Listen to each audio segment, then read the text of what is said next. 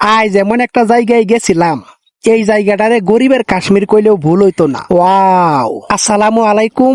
আমি প্রকৃতির বন্ধু।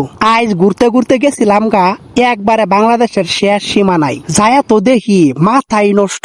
এই যে এই জিরিডা একদম পাহাড় থেকে নামে আইছে। দেখেন পানিটা কত পরিষ্কার, নিচের বালুডি পর্যন্ত দেখা যাইতাছে। এই পানিতে হাত মুখ ধুইয়া মনে হইতাছে শরীরের সব ক্লান্তি দূর কইরা দিলাম। এই যে এইটা হইলো বাংলাদেশ আর ইন্ডিয়ার বর্ডার, তার কাটার বেড়ার এই পাশের সমতল ভূমিটা হইলো বাংলাদেশ, আর ওই পাশে হচ্ছে ইন্ডিয়া।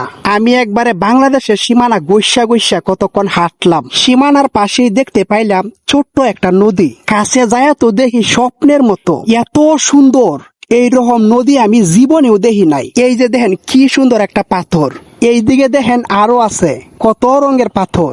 আর এই না তো আমি একটা বিশাল বড় পাথর পাইলাম, দেখিয়া কি যে ভালো লাগতাছে। পানির শব্দটা একটু শুনেন।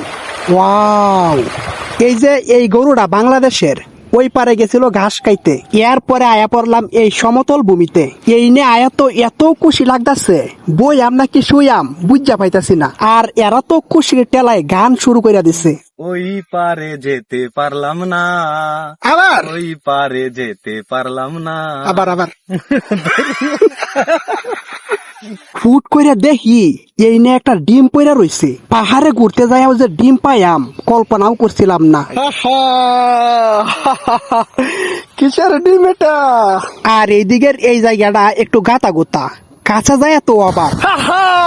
ঝর্ণা পেয়ে গেছি। এই ছোট্ট ঝর্ণাটা দেখিয়া আমার তো আর সইতাছে না। প্যান ট্যান বলডাই আই নাইমা পড়ছি নিচে। কতক্ষণ মজা টজা কইরা উপরে আয়া পড়লাম। এই পাশে হচ্ছে বাংলাদেশ, আর এই যে এই পাশে ইন্ডিয়া। আমি এখন বাংলাদেশ এবং ইন্ডিয়ার মাঝখানে আছি। এই যে আমার ডান পা আছে বাংলাদেশে, আর বাম পা আছে ইন্ডিয়ায়। তো আজকের ব্লগ এই পর্যন্তই। সন্ধ্যা হয়ে গেছে, বাড়ির জায়গা। Tata, bye bye.